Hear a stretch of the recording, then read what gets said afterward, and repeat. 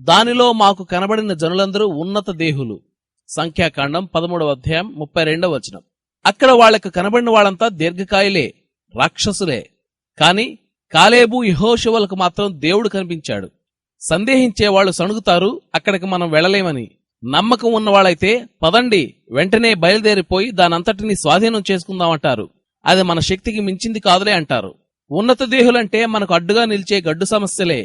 వీళ్లు ఎక్కడ పడితే అక్కడ విచ్చలవిడిగా తిరుగుతుంటారు.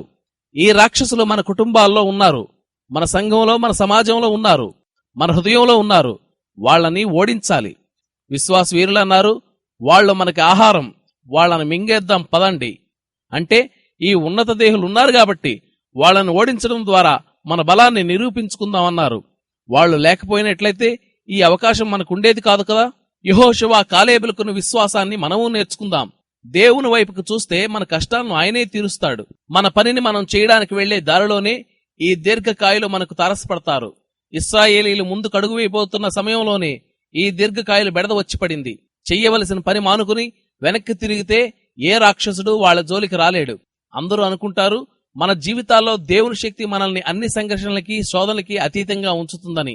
కాని నిజమేమిటంటే దేవుని శక్తి మనల్ని సంఘర్షణలకి, శోధనలకి ముఖాముఖిగా తీసుకొచ్చి నిలబడుతుంది.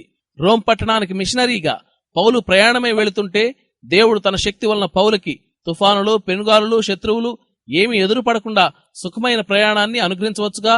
కానీ జరిగిందేమిటంటే ఆ ప్రయాణమంతా పౌలును పీడించే యూదులు, భయంకరమైన గాలివానలు, విషసర్పాలు, ఇహలోకపు నరలోకపు శక్తులన్నీ ఏకమై పౌలుకు అడ్డు వచ్చాయి.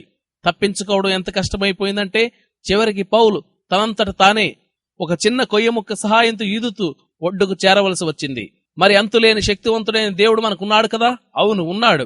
అందుకనే పౌలు అంటాడు తనకిక బ్రతుకు క్రీస్తే అని. అలా నిర్ణయించుకున్న క్షణం నుండి చాలా క్లిష్టమైన పరిస్థితి మొదలైంది. ఆ పరిస్థితి అతడు చనిపోయేదాకా అలాగే ఉంది. అయితే క్రీస్తు శక్తి వలన పౌలు ప్రతిసారి ప్రతి శ్రమ నుండి విజయుడై నిలిచాడు. ఈ పరిస్థితిని పౌలు వర్ణించిన తీరు, వాడిన భాష మరుపురానది. ఎటుపోయినను శ్రమపడుచున్నను ఇరికింపబడు వారము కాము, అపాయములో ఉన్నను కేవలము ఉపాయము లేని వారము కాము, తరుమబడుచున్నను దిక్కులేని వారము కాము, పడద్రోయబడినను నశించువారము కాము. యేసు యొక్క జీవము మా శరీరమందు ప్రత్యక్షపరచబడుటకై యేసు యొక్క మరణానుభవము మా శరీరమందు ఎల్లప్పుడూ వహించుకొనుచున్నాము. కొరింథీలకు రాసిన 2వ పత్రిక 4వ అధ్యాయం 8, 9, 10 వచనాలు. ఇది ఎంత కఠినమైన అంతులేని కరశ్రమ.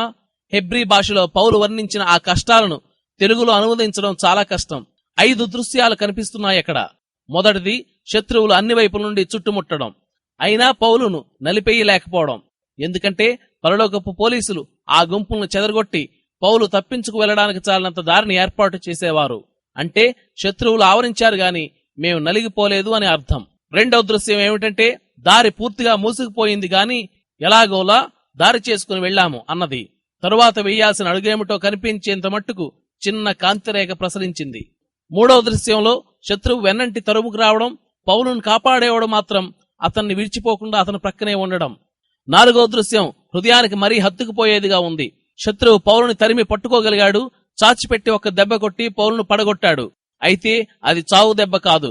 పౌలు మళ్లీ పైకి లేవగలిగాడు. కింద పడ్డాడు గాని లొంగిపోలేదు. చివరిగా చావు గురించి మాట్లాడుతున్నాడు. యేసు యొక్క మరణానుభవం మా శరీరమందు వహిస్తున్నాము. కాని అతడు చనిపోవడం లేదు. ఎందుకంటే యేసు యొక్క జీవము అతన్ని ఆదుకుంటుంది. ఆయన పని పూర్తయ్యేదాకా ఆ జీవమే అతన్ని బ్రతికిస్తున్నది.